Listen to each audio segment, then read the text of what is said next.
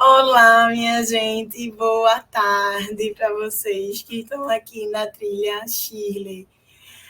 Vamos começar mais uma palestra agora. Eu sou Ana Cecília, sou uma mulher negra, tenho cabelos cacheados, médios na altura do ombro e estou usando um fone de ouvido enorme branco e uso óculos também. Bem, esse ano a Paito Brasil está com uma campanha de doação para o projeto Mães da Favela, que é um projeto que trabalha com mães de bairros pobres. E o nosso intuito é fazer uma arrecadação para ajudar no combate à fome. As doações podem ser feitas através de inscrição no Eventbrite ou através do QR Code que está aparecendo aqui na tela.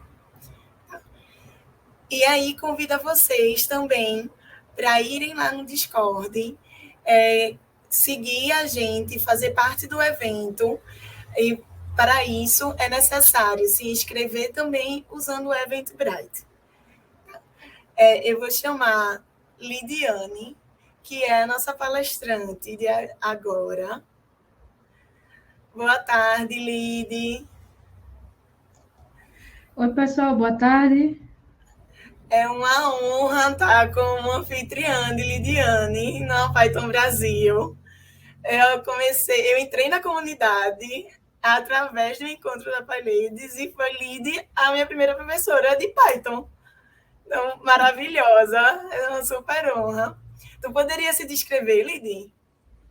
Posso sim, eu sou uma mulher negra de pele clara, tenho cabelo preto na altura do ombro, estou vestindo uma blusa rosa claro, eu uso óculos, estou com batom vermelho e estou sentada numa cadeira vermelha também, e ao fundo tem uma bandeira do Esporte Clube do Recife e a parede branca. Que bom que tu falou da bandeira, porque é parte importante da descrição. É essencial, né, do cenário. Pois, eu convido novamente a vocês para ir lá para o Discord, para deixar as perguntas no canal Trilha, na trilha daqui, a trilha Shirley, e eu não vou lembrar o nome todo da mulher que a gente está homenageando, mas vou sim. Vou sim, porque cada trilha tem o nome de uma mulher maravilhosa que vale pesquisar sobre ela e pesquisar o trabalho delas. É Shirley Ann Jackson.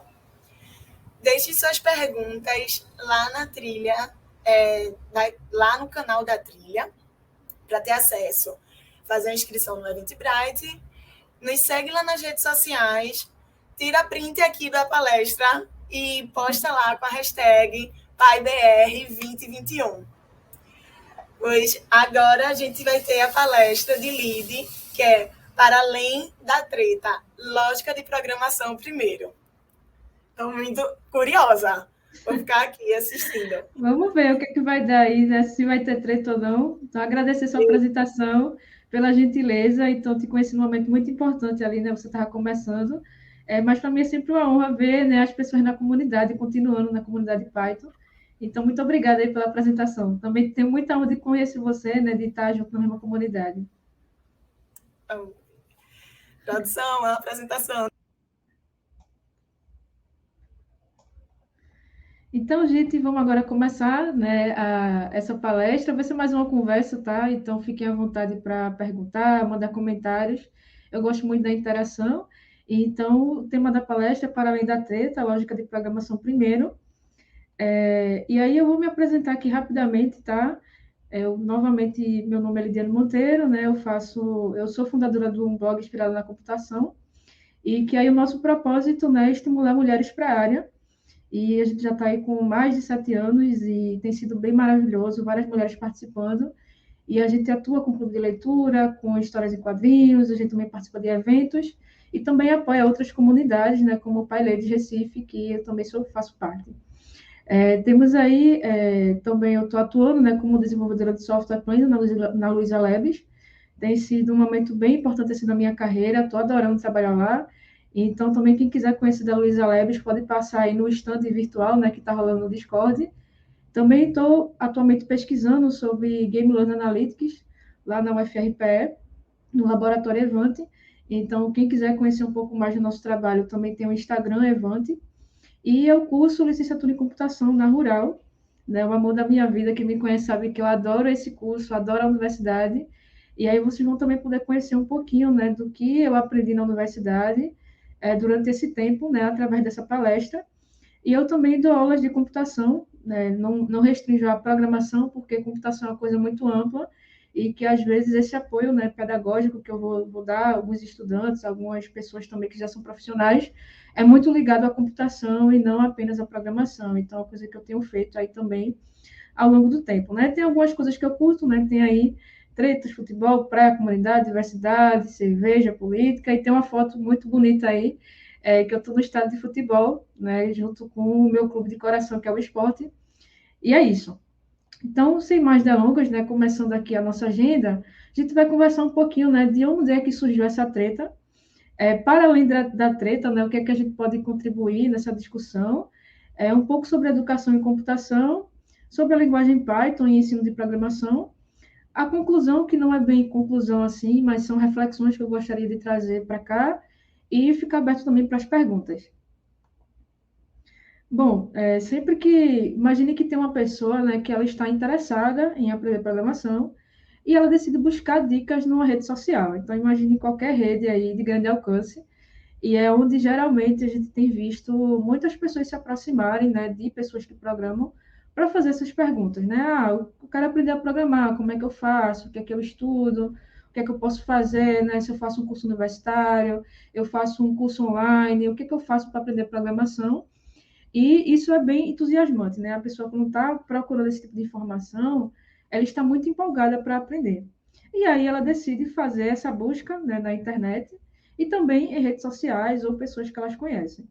E aí, beleza, e vem várias dicas, né, nessa busca aí, nesse encontro, junto com essas pessoas. E a pessoa anota tudo e tenta realmente fazer aquilo na prática, né? E aí a gente chega, né, nesse momento que ocorre a treta, né? E por que que ocorre e quais são as dicas que geralmente as pessoas recebem, né?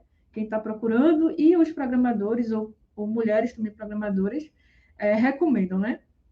E aí é quando começa, né, todo a confusão, né? Quem gosta de rede social aí, principalmente o Twitter, que é, digamos assim, a central de treta, né, da área dev, vocês já viram, né, discussões muito acaloradas, né, sobre alguns temas importantes, né? Mas e aí, às vezes, nessa confusão, né, nessas briguinhas, acaba que o essencial vai se perdendo. Mas algumas coisas que a gente escuta, o que a gente lê na rede social, são algumas dicas do tipo: aprenda a lógica de programação primeiro.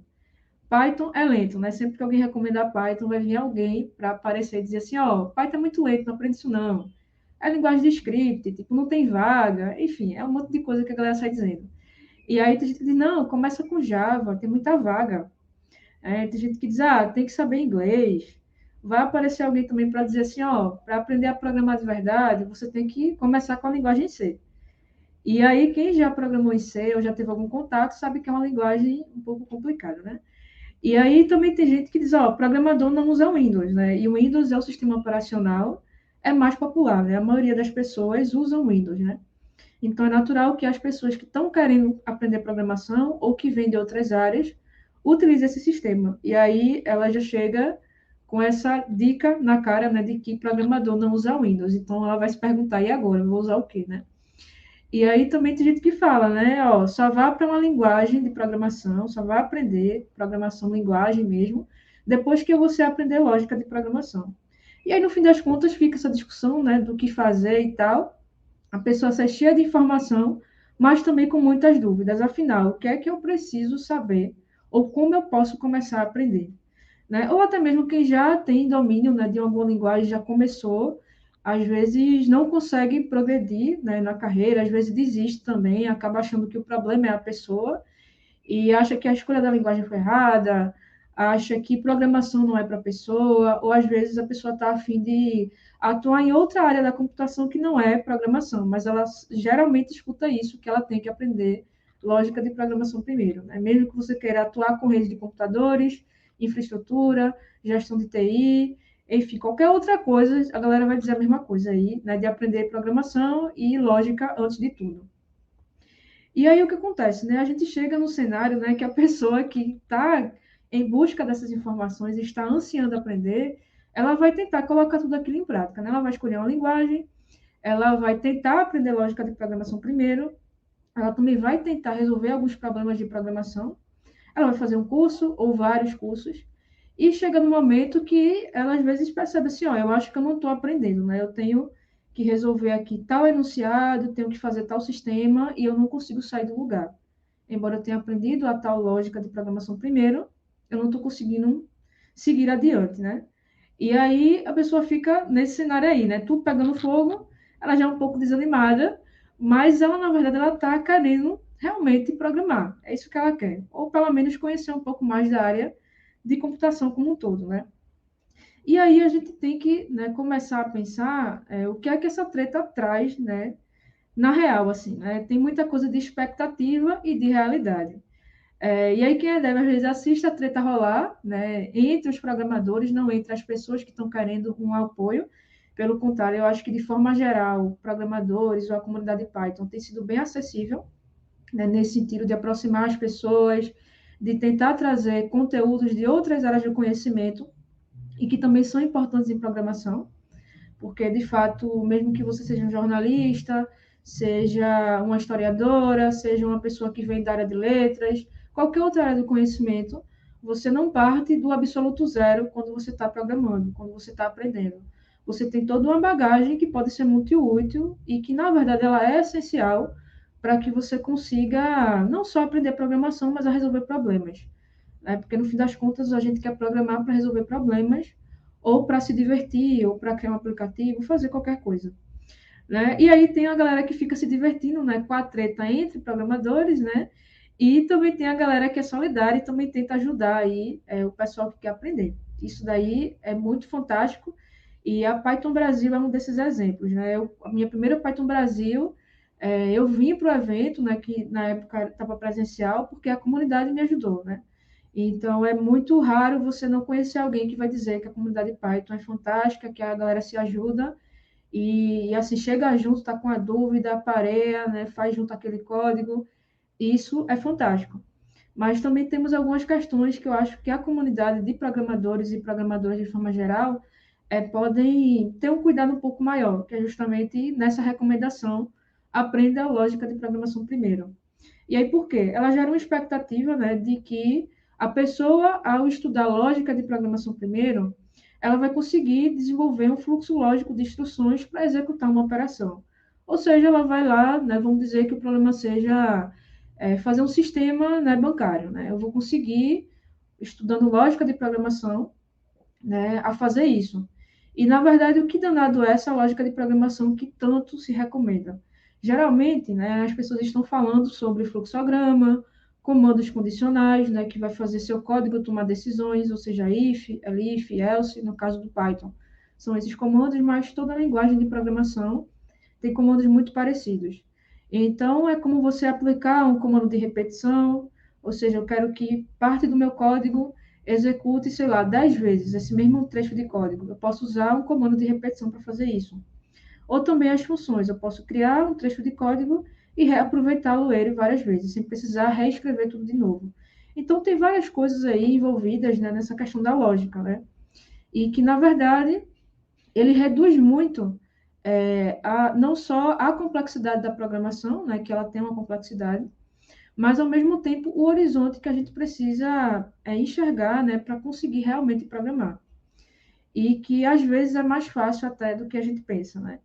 E aí, de forma geral, né, na realidade, estão se falando desses comandos ou dessas instruções e também de programação imperativa, né, que vai ser um programa que tem uma sequência e aí meio que você vai dizer, né, o como fazer, né, como é que eu quero que o meu programa se comporte. E aí isso gera um problema, né? Porque a expectativa que a pessoa tem é de resolver qualquer situação da programação, estudando essa parte que se chama lógica de programação, entre aspas, e na realidade a gente vai ter uma complexidade um pouco maior. E aí tem também outro tipo de expectativa, né? Que é, sabendo uma linguagem de programação, eu posso aprender qualquer uma. E aí, na realidade, não é bem assim. Por quê? Existem linguagens de programações diferentes, e que também ela implementa soluções, né, com um raciocínio diferente. E aí que são chamados os paradigmas de programação. E o que é que isso quer dizer, né? Se eu quero resolver um problema utilizando orientação a objeto, vai ser um raciocínio completamente diferente de uma programação declarativa, né? Vai ser completamente diferente de uma programação funcional, vai ser completamente diferente de uma programação orientada a eventos. Então, são raciocínios diferentes. Então, o que eu estou querendo trazer com isso é que não existe uma única maneira de você estudar lógica de programação e atender a um conjunto tão variado de problemas. Mas há uma saída para isso, né, que a gente pode. A computação evoluiu muito e também outras áreas da computação evoluíram no sentido de ensinar e aprender computação.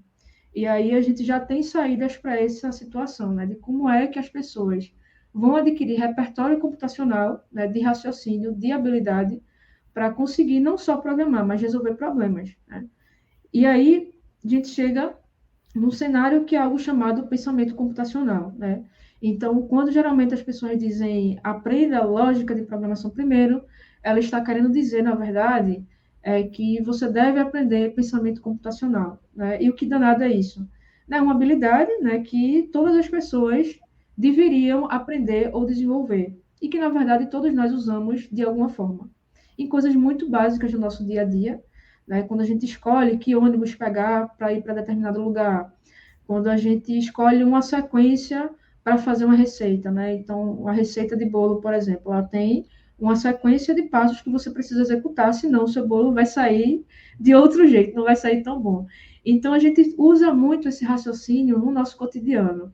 Mas entre o que a gente faz no dia a dia e a programação, que é algo tão abstrato, às vezes a gente se perde muito e acha que são coisas que não têm nada a ver.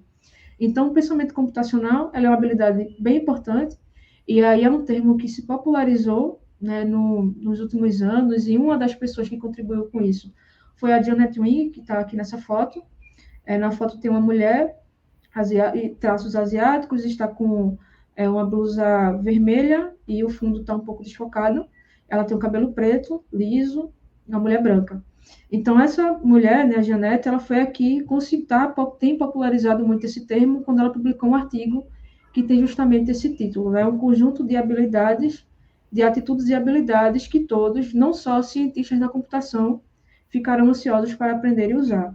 É uma referência bem interessante e que, de forma geral, né, ela sintetiza os quatro elementos principais, né, que são a decomposição, reconhecimento de padrões, abstração e algoritmos. E quando nós estamos programando ou criando uma solução, que depois nós iremos, digamos, escrever com a linguagem de programação, a gente precisa ter essas habilidades. E às vezes não ter ou não saber utilizá-las é que faz com que a pessoa tenha uma dificuldade maior em programar, né? Porque ela vai aprender a sintaxe da linguagem, vai saber usar os comandos, mas aí quando chega num problema ela não sabe por onde começar ou evoluir. Ou até mesmo quando nós já temos um programa pronto, né, programadores já experientes e que estão trabalhando em algum sistema, e o sistema tem algum bug, ele para de funcionar. E aí, para a gente resolver aquele bug, essencialmente o que a gente vai usar de habilidade é pensamento computacional. Então, são esses quatro elementos, né, que são essenciais para não só aprender programação, mas a pensar, né, computacionalmente. Como é que eu posso estruturar uma solução e usando, né, essas habilidades. Então, a decomposição é importante, né, para a gente dividir um grande problema em partes menores. Isso facilita a solução. E, por fim, cada parte ali ela vai ser integrada para formar uma solução completa. Então, no dia a dia, a gente também faz isso. Então, quando a gente quer fazer uma receita na cozinha, a gente vai separar, por exemplo, os ingredientes, nós iremos preparar previamente, por exemplo, um molho, um recheio, e só depois é que a gente vai juntar tudo e fazer realmente aquela comida. Então, na programação também existe isso. Tem um enunciado, a gente vai identificar quais são as entradas, quais são as variáveis, quais são os elementos externos que eu vou ter que consultar, se eu vou ter que usar uma API ou não, se eu vou ter que criar uma função diferente, se eu vou ter que modelar o problema de um outro jeito, se eu vou ter banco de dados. Então, tudo isso daí, no fim das contas, vai estar reunido, né, para construir uma solução completa. Reconhecimento de padrões, a gente vai ter que perceber se tem uma sequência repetitiva, se tem como eu resolver um conjunto de problemas parecidos com aquele. Então, na matemática, a gente também usa muito essa habilidade, né, que é reconhecer padrões, e é através dos padrões, né, que a gente cria generalizações. Então, a abstração é a gente esquecer partes desnecessárias do problema e focar no que é importante. E também a gente acabar extraindo aí, né, soluções, né, para vários problemas ao mesmo tempo. E nos algoritmos a gente vai ter as instruções, ou seja, os passos que a gente vai precisar executar para que aquele problema seja resolvido. Na programação ou no mundo real, é assim também que a gente faz. E na programação tem uma coisa importante, né, que as instruções elas não podem ter ambiguidades, porque se for uma instrução confusa, o nosso programa vai ter um resultado completamente diferente daquilo que a gente esperava. E aí também entra nesse ponto dos algoritmos, né, a responsabilidade, a ética de quem está programando.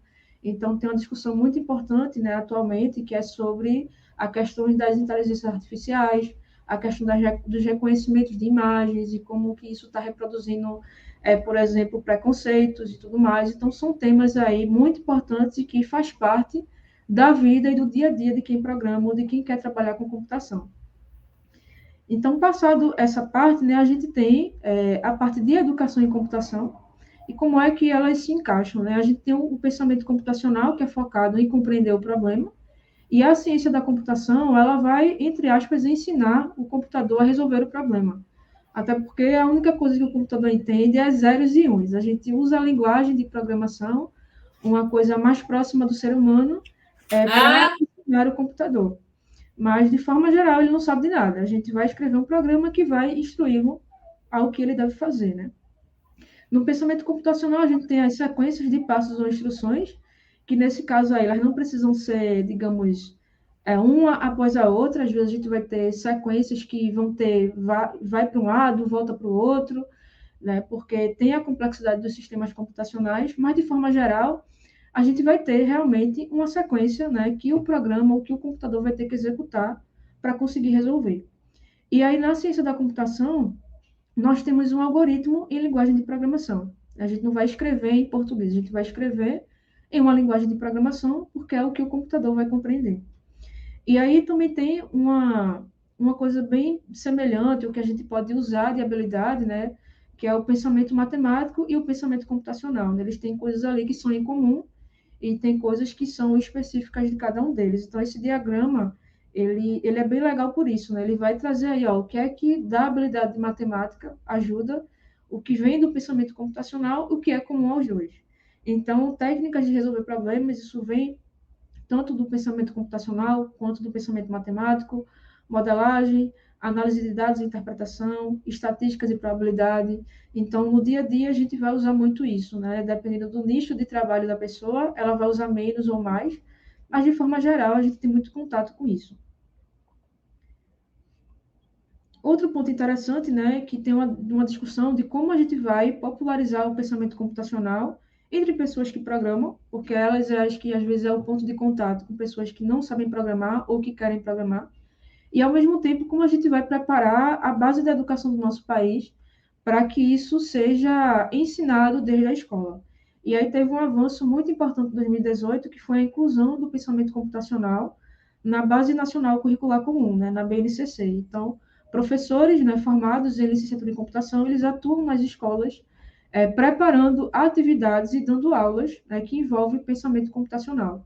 Isso pode envolver programação ou não, que vem, né, nesse segundo tópico, que é computação e programação para além dos computadores, que é também um reducionismo que acontece muito, né, da gente achar que a computação ela só existe ou só está em um computador ou num dispositivo tecnológico.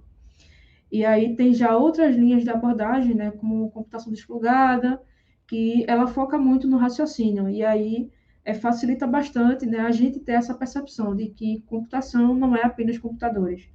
É a mesma coisa, né, matemática não é uma calculadora, né, a gente pode fazer muita coisa da matemática sem usar um dispositivo que é uma calculadora. Então, outro ponto importante, né, é popularizar a estratégia de ensino e aprendizagem do pensamento computacional. E aí a comunidade de programação, né, a Python principalmente, tem um papel essencial nisso, porque é uma comunidade muito ativa e que tem contato com pessoas de diferentes nichos do conhecimento e que tem esse esforço de ensinar a programação, de popularizar e de também, né, tornar algo mais democrático, né? A gente parando para pensar assim, é um privilégio muito grande ainda saber programar. Então, a gente tem um papel assim civil também muito importante. E outro ponto, né, a formação de professores e valorizar esses profissionais, né? Então, eu curso licenciatura em computação e às vezes a galera acha que eu não sei programar porque eu faço licenciatura. Tipo, é uma coisa não tem nada a ver com a outra. E o curso da licenciatura, ele habilita você, né, a ter uma formação como professor, então você vai ter um conhecimento ligado à área da educação, que é muito importante, e que eu acho que, às vezes, essa falta desse conhecimento é que faz, às vezes, a gente até recomendar alguma coisa que não é tão bom, ou que, às vezes, trava até o conhecimento de outra pessoa. Né, a abordagem, ou até mesmo no próprio trabalho, né, como é que a gente trata uma pessoa que é júnior, como é que a gente trata uma pessoa que é pleno, como é que a gente está liderando os times, como é que as empresas estão compartilhando conhecimento, formando outras pessoas. Então, é uma área que o formado de licenciatura ele pode atuar, tanto nas escolas de educação básica, até porque para ensinar na educação básica tem que ter uma licenciatura, mas também pode atuar em empresas e instituições, seja nessa área de treinamento, ou seja como programador também, porque a habilitação da pessoa é para trabalhar com computação também. E aí nós temos o quê? O outro ponto, né? O que é que tem a ver, então, pensamento computacional e programação?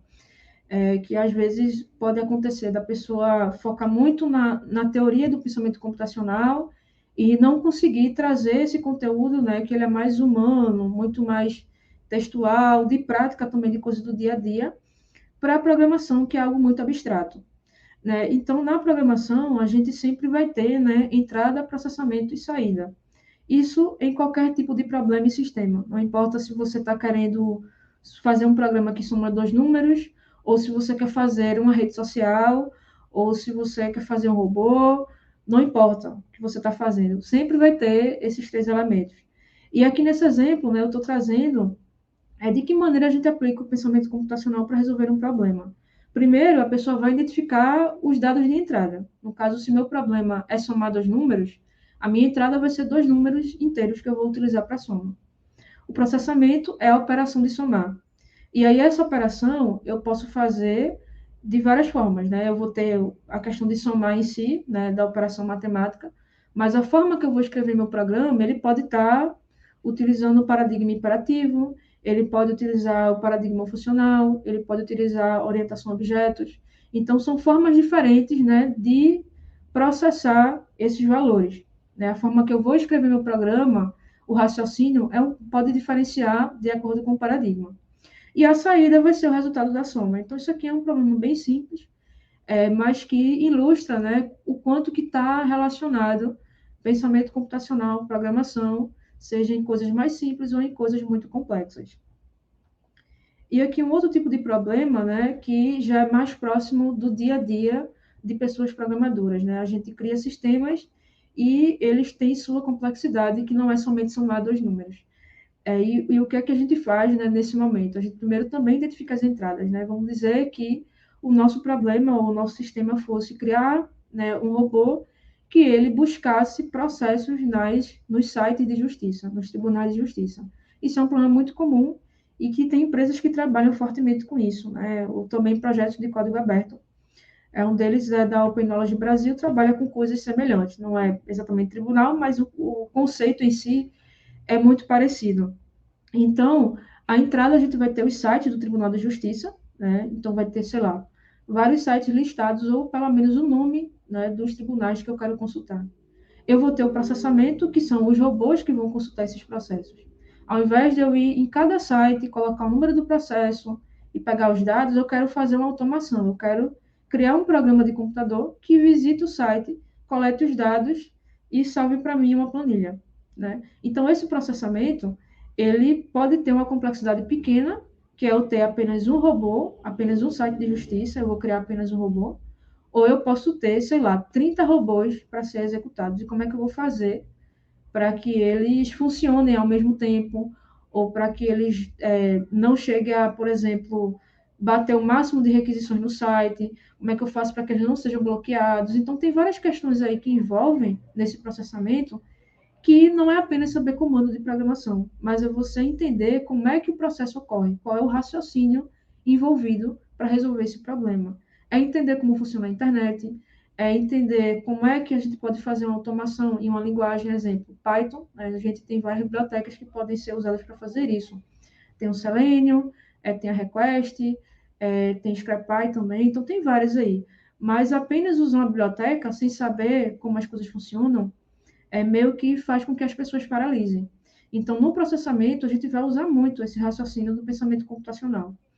E a saída desse problema poderia ser, por exemplo, uma planilha no Excel com todos os dados capturados. E qual seria a utilidade dessa planilha? Imagine que tem jornalistas que poderiam analisar esses dados. Ou até mesmo, né, internamente, eu quero identificar, por exemplo, quais são as sentenças da maioria dos juízes em casos de pessoas negras que são identificadas como criminosos de maneira enganosa, né? Então, a IA vai lá e diz que fulano cometeu um crime, quando na verdade ele não cometeu. Quantas pessoas foram condenadas a partir desse programa, né, que fez isso, né? Usou aí de maneira antiética ou até mesmo uma afirmação que não faz o menor sentido, né? Não é a cor da pele da pessoa que diz que ela é criminosa. Então, esses dados podem ser analisados e tomar decisões ou até mesmo lutar por políticas públicas através disso. Então, a gente vai vendo que tem muitas situações, né, que a programação é muito útil e que apenas saber comandos não é suficiente. E para, né, transpor esse problema de como desenvolver o pensamento computacional, programar e resolver, né, soluções, né, desenvolver soluções, é também praticando. E aí, né, coisas que são extremamente importantes nisso é a gente substituir um pouco na lógica de programação primeiro por pensamento computacional. Então, aprender a pensar computacionalmente é muito importante, entender como as coisas funcionam. E já há bastante literatura nesse sentido, né, para justamente auxiliar nesse processo. E mesmo que a pessoa não queira ser programadora, é uma habilidade que vai ajudá-la em tudo. Né? Em qualquer área do conhecimento, o pensamento computacional é importante. E também que o conceito de lógica de programação, ele é muito relativo e abstrato. Tem situações que você saber programar orientado a objeto não vai te ajudar, por exemplo, a saber, a pensar de maneira funcional, porque são coisas completamente diferentes, são raciocínios diferentes.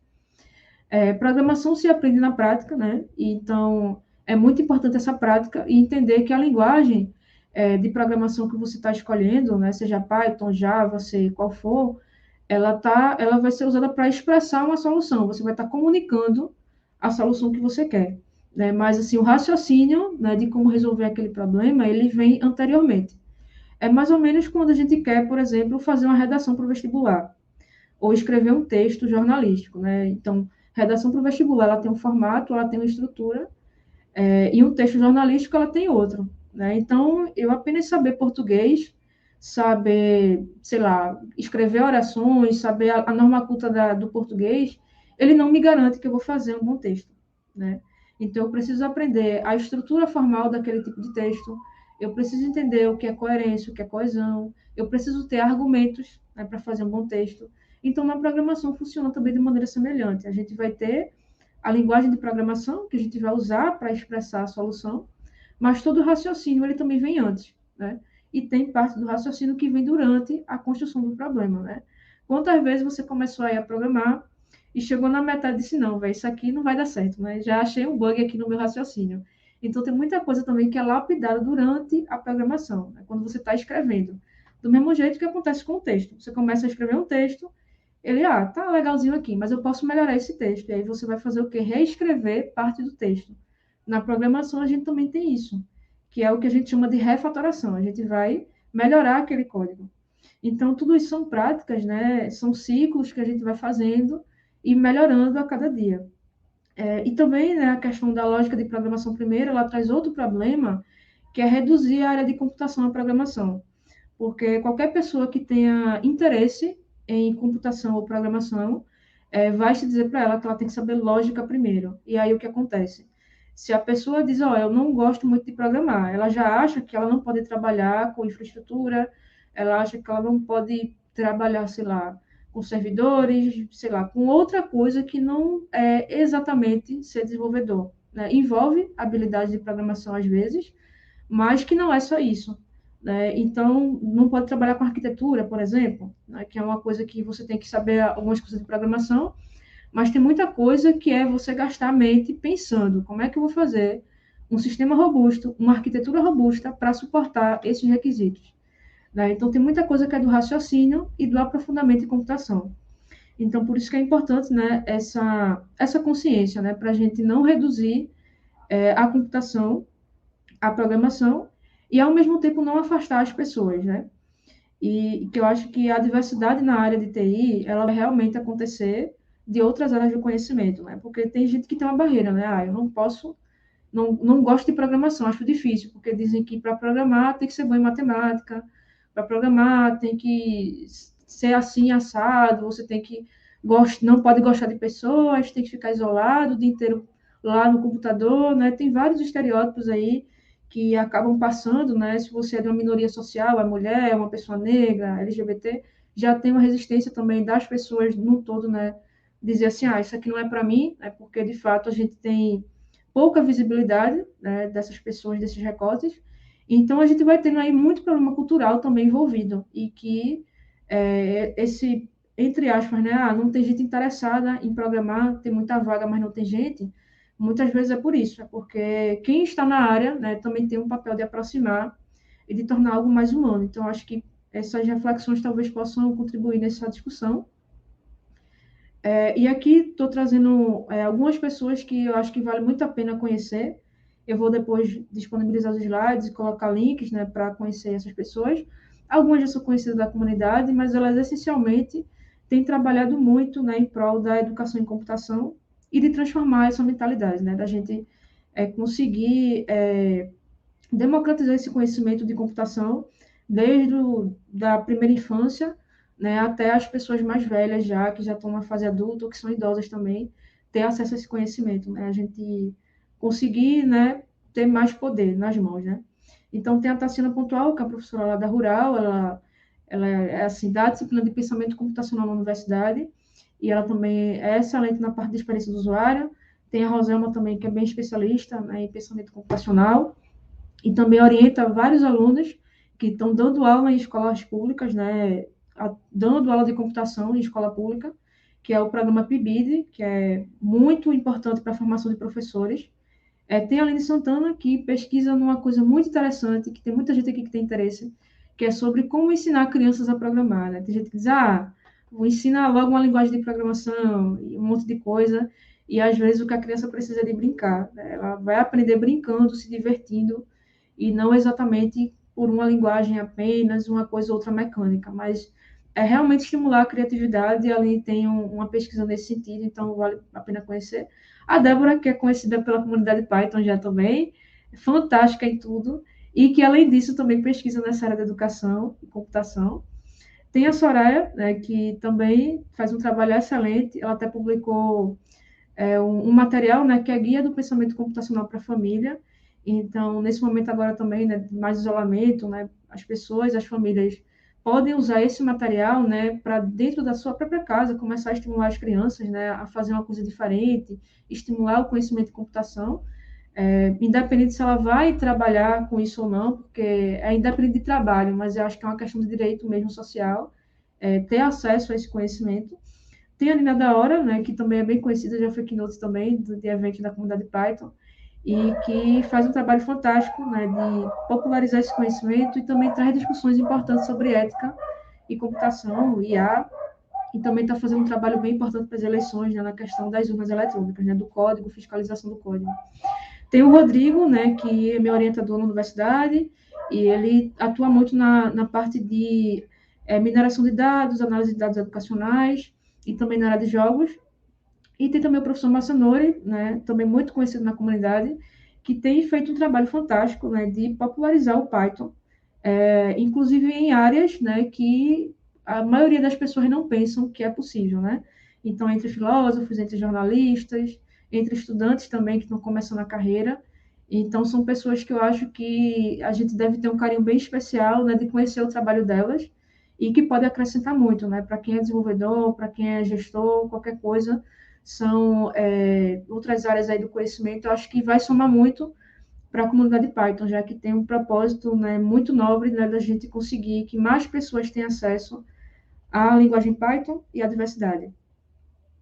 E aqui tem algumas recomendações ou referências, né? Quem quiser conhecer um pouco mais desse conteúdo, tem aí o artigo Pensamento Computacional, que foi escrito pela Janet Wing, que foi a que popularizou mais esse termo, mas ele é um termo que já existia, e aí traz com mais detalhes essas informações. Tem também um livro, Computação Desplugada, que ele traz uma série de atividades, né, que a gente pode realizar sem utilizar computador, mas que a gente foca na computação e que é algo muito útil assim para professores e também para atuar com estudantes do ensino fundamental e médio.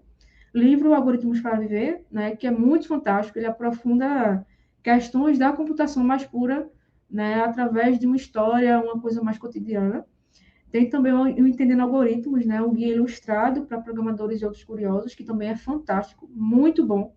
Então, temas como algoritmos de busca, coordenação, coisas assim mais complexas de grafo. Então, ele explica de uma maneira muito interessante o raciocínio. E aí tem o Guia do Pensamento Computacional para a Família, né, da Soraya. Tem um livro, La Ruby também, é de outra linguagem, mas que é muito interessante. E também tem aí, né, o Warren Ipson, uma história sobre a ciência, a computação e outras coisas improváveis, que é bem legal também para a gente estimular crianças a ler, né, e começar a ter contato com esses assuntos. E também tem uma publicação que explodiu no Facebook há mais de 10 anos, né, que é sobre lógica de programação. É uma bobagem, explicarei por quê. Não é uma treta recente, tá? Faz tempo que tem essa discussão já.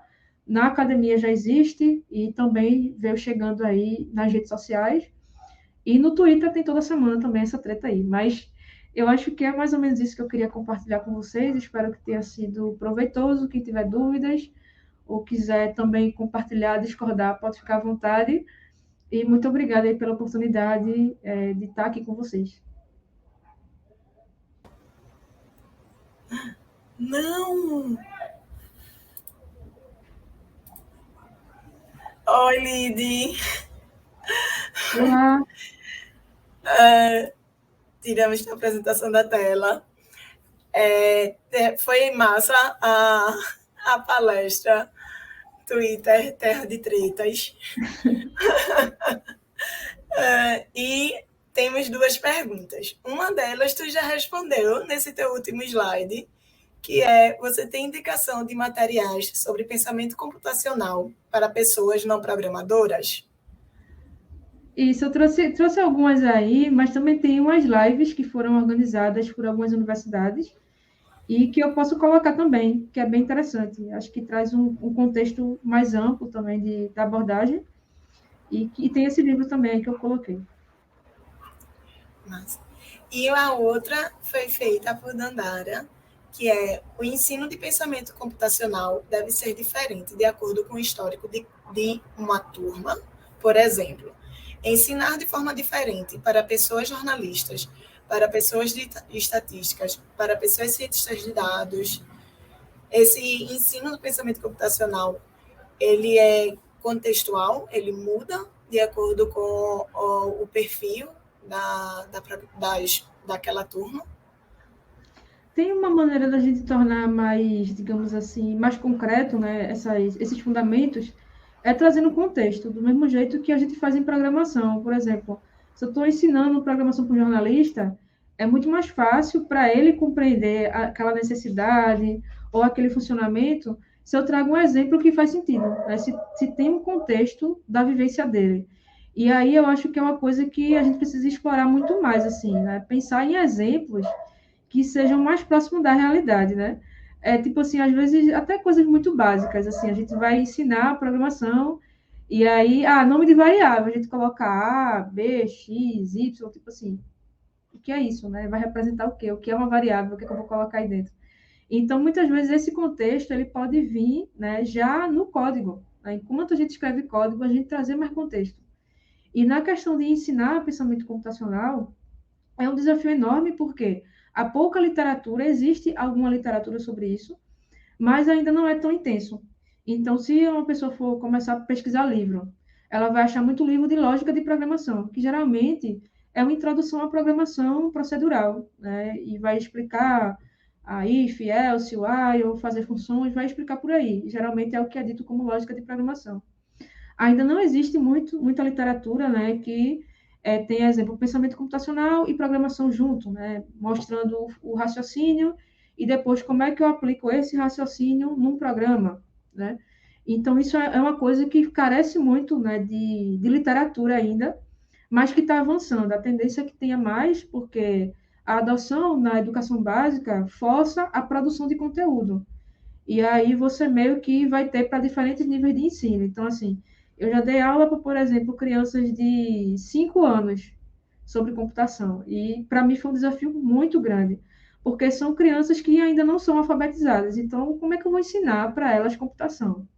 Né? Tipo, se na verdade elas entendem, tem muita coisa do contexto do dia a dia, né, que elas vão entender. Exemplo, eu ensinei para elas a ordenar objetos pelo tamanho.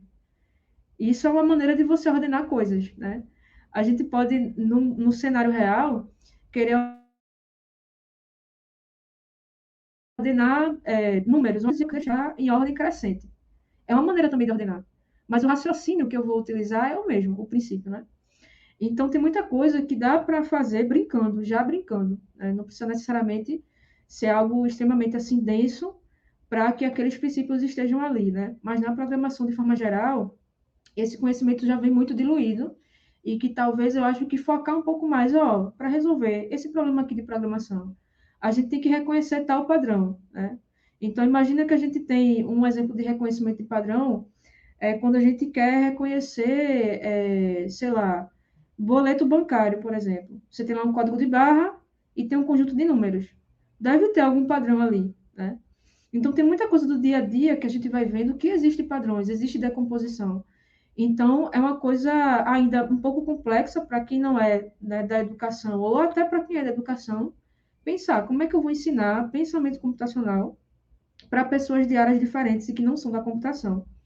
E aí é o desafio que a gente tem, né, é de pensar nessas maneiras, e eu acho que ensinar de forma diferente, eu acho que seria isso, é trazer mais contexto, né, trazer exemplos do conhecimento de mundo daquela pessoa, né? Questionar, olha, me diz um problema que tu queria resolver aí no teu trabalho, no teu ambiente, né?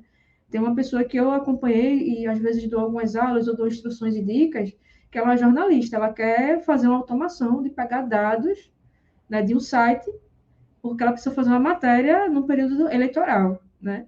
E aí ela aprendeu, ela está aprendendo programação. Então, em muita coisa que ela evoluiu na programação, é porque ela tinha esse contexto, ela tem uma motivação, ela tem um problema para resolver, e sabendo os comandos básicos do Python, o que é que eu preciso aprender de raciocínio, né? É entender como a computação funciona, é entender como a internet funciona, porque eu vou ter que fazer um robô.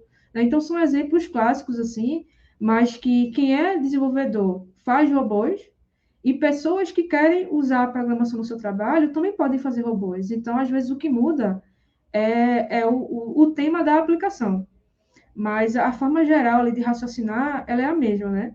E aí eu acho que é um ponto que tem atraído mais as pessoas, né, que não são da computação, é entender isso, ó, o que você sabe do seu dia a dia faz todo sentido com programar, né? E a partir disso ela cria contexto. Ah, lembrei, isso daqui eu faço na minha área e aqui eu também tenho que fazer, né? Então, se a gente quiser fazer um algoritmo para reconhecer adjetivos ou substantivos, isso é uma coisa que no dia a dia a gente faz, né? A gente está escrevendo um texto, a gente tem que reconhecer palavras para poder corrigir, né? Se a gente está escrevendo correto, se a pontuação está correta. Existem programas que fazem isso. Então, o raciocínio que o programa está usando é o mesmo que a gente utiliza, né? Só que a gente vai fazer de maneira mais automática.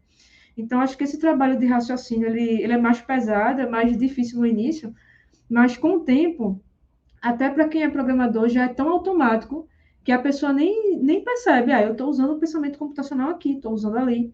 Então, acho que o contexto é que vai também ajudar muito o ensino e, realmente, dependendo da faixa etária da pessoa e do que ela faz, vai mudar também os exemplos, vai mudar a profundidade.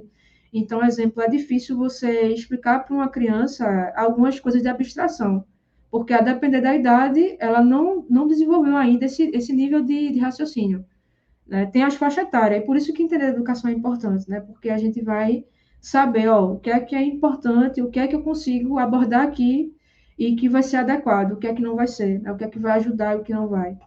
É mais ou menos por aí. Nossa, a pergunta foi bem complexa.